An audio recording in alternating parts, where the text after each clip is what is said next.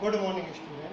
कल हमने संख्या पद्धति चैप्टर का परिचय पढ़ा था। आज हम प्रश्नावली 1.1 देखेंगे। पहला सवाल है, क्या शून्य एक परिमेय संख्या है? क्या इसे आप p अपॉन क्यू के रूप में लिख सकते हैं, जहां p व q पूर्णांक है एवं q is not equal to 0। तो देखो क्वेश्चन है, क्या शून्य एक परिमेय संख्या है? हाँ, शून्य एक परिमेय संख्या है। इसे हम p अपॉन क्यू के रूप में लिख सकते हैं, जैसे 0/1, 0/-1, 0/2, 0/-2 R2। यहाँ हम देखेंगे अंश में सभी वैल्यू हमने शून्य रखी है, अर्थात p की वैल्यू 0, q की वैल्यू हमने अलग अलग रखी है, जैसे q बराबर 1, -1, 2, -2 है। एवं q is not equal to 0, q की वैल्यू शून्य नहीं है और p और q दोनों ही क्या है, पूर्णांक है। अतः इससे निष्कर्ष निकलता है कि शून्य क्या है, एक परिमेय संख्या है। दूसरा क्वेश्चन देखेंगे, लिखा है 3 व 4 के बीच की 6 परिमेय संख्या ज्ञात करो। तो हमें 3 और 4 के मध्य की 6 परिमेय संख्या ज्ञात करनी है।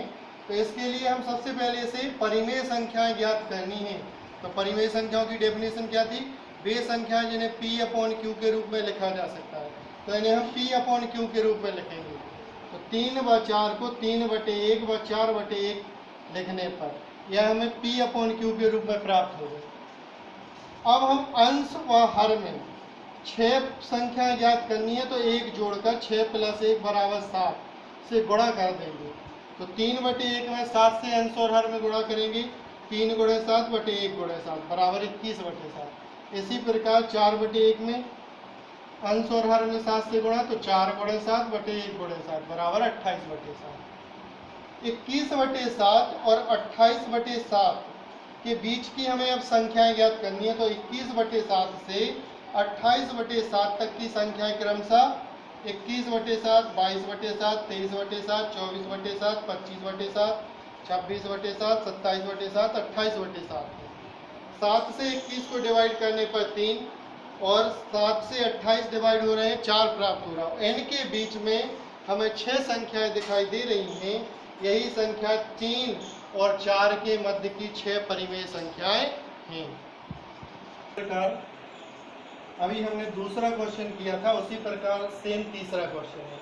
यहाँ हमें 3/5 व 4/5 के बीच की 5 परिमेय संख्याएं ज्ञात करनी है।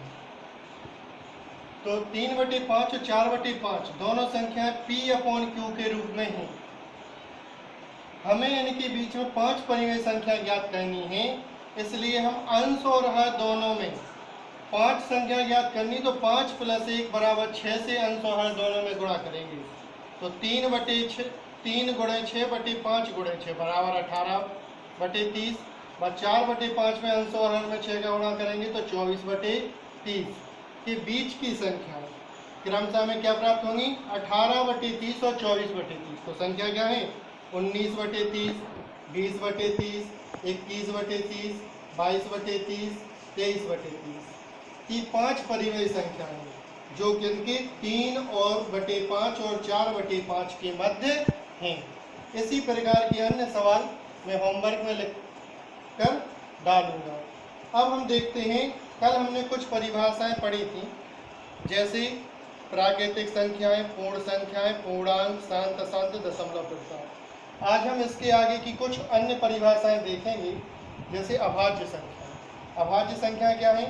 वे संख्याएं जो स्वयं से विभाजित हो।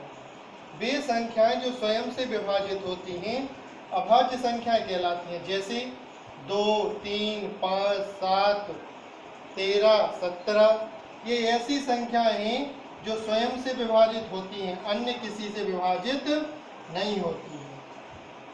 अभाज्य संख्याएं जो स्वयं से विभाजित हो, जैसे 2, 3, 5, 7, 13, 17 ... आदि। सम संख्याएं वे संख्याएं जो 2 से विभाजित होती हैं सम संख्याएं कहलाती हैं, जैसे 2, 4, 6, 8, 10 ... विषम संख्याएं वे संख्याएं जो 2 से विभाजित नहीं होती हैं, जैसे 1, 3, 5, 7, 9, 11 ... ये विषम संख्या है। अब इसी एक्सरसाइज 1.1 में कुछ सत्य असत्य के क्वेश्चन थे, जो हमें इन परिभाषाओं के माध्यम से और कुछ मैंने 6 महत्वपूर्ण बिंदु लिखे हैं इनके माध्यम से हम जिन्हें समझेंगे। प्रत्येक प्राकृतिक संख्या पूर्ण संख्या होती है। हमने पढ़ा था पूर्ण संख्याएं जो 0 से प्रारंभ होती हैं, प्राकृतिक संख्याएं 1 से प्रारंभ होती हैं। तो सभी प्राकृतिक संख्याएं पूर्ण संख्याएं होती हैं, लेकिन प्रत्येक पूर्णांक पूर्ण संख्या नहीं है, क्योंकि पूर्ण संख्याएं 0 से प्रारंभ होती हैं और पूर्णांक में ऋणात्मक संख्या भी आती है। प्रत्येक परिमेय संख्या पूर्ण संख्या नहीं है, क्योंकि परिमेय संख्याओं को P/Q के रूप में लिखा जाता है या अंश या हर के रूप में लिखा जाता है। प्राकृतिक संख्याओं की परिभाषा में हमने देखा था वे संख्या जो 1 से प्रारंभ होती है प्राकृतिक संख्या है, अतः 1 प्रथम प्राकृतिक संख्या है। पूर्ण संख्याएं हमने परिभाषा में पढ़ा था वे संख्या जो 0 से प्रारंभ होती हैं पूर्ण संख्या है, अतः 0 प्रथम पूर्ण संख्या है। और अभी हाल अभाज्य संख्या की परिभाषा देखी है, वे संख्या जो स्वयं से विभाजित होती है भाज्य संख्या कहलाती है, जैसे 2, 3, 5, 7, 13, 17 डॉट डॉट डॉट। तो यहाँ पे देखिए 2 क्या है, प्रथम अभाज्य संख्या है। यहाँ पे 11 भी क्या है, अभाज्य संख्या है जो स्वयं से विभाजित होती है। तो अभाज्य संख्याएं वे संख्या जो स्वयं से विभाजित होती हैं अभाज्य संख्याएं कहलाती हैं, जैसे 2, 3, 5, 7, 11, 13, 17 आदि। वास्तविक संख्या, वास्तविक संख्या क्या है, हमने परिमेय और अपरिमेय संख्याओं को पहले पढ़ लिया है। सभी परिमेय संख्याओं और अपरिमेय संख्याओं का सम्मिलित रूप वास्तविक संख्याएं कहलाती है। सभी परिमेय और अपरिमेय संख्याओं का सम्मिलित समूह वास्तविक संख्याएं कहलाती हैं, जैसे 2/7, 3, √2, √3, 3√11 डॉट डॉट डॉट आदि। ये सभी क्या है, वास्तविक संख्याएं।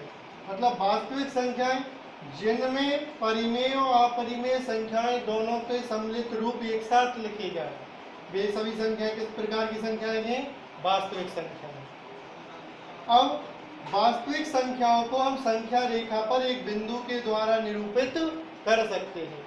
इसको चित्र द्वारा ग्राफ पेपर पर स्पष्ट रूप से समझाया जा सकता है। अब हमने कल शांत और अशांत दशमलव प्रसार का अध्ययन किया था और हमने उससे संबंधित कुछ प्रश्न भी दिए थे। हम एक उदाहरण द्वारा पुनः उन्हें दर्शा रहे हैं। 2/3 हमें बताना है शांत या अशांत दशमलव प्रसार किस प्रकार का है। तो हम क्या करेंगे, हर से अंश को भाग लगाएंगे।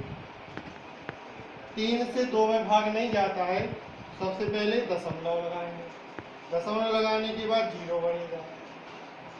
3 छक्के 18 बचे, घटाने पर 2 दशमलव लगाए, पुनः 0 बढ़ाएंगे, 3 6 जा 18 दशमलव लगाए, 2 बचे, जैसे 0 3 6 जा 18। इस प्रकार लगातार 2 शेष बचते रहेंगे और हमें इस प्रकार की संख्या प्राप्त हो जाएगी। तो इन्हें हम क्या लिख सकते हैं, 2/3 बराबर 0.666 डॉट डॉट डॉट। इसी को हम क्या लिख सकते हैं, 0.6 के बाद द्वारा निरूपित कर सकते हैं। तो इस प्रकार 3 से 2 को डिवाइड करने पर लगातार 6 6 6 आते रहेंगे, कभी भाग समाप्त नहीं होगा। तो यह क्या है, अशांत दशमलव प्रसार है।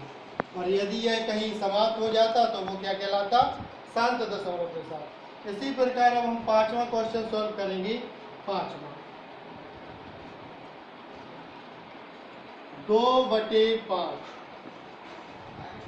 5 से डिवाइड करना है 2 को, दशमलव लगाया 0, 5 चौके 20, पूरा डिवाइड हो गया, कितना आया 0.5, यही समाप्त हो गया। तो यह क्या है, शांत दशमलव प्रसार।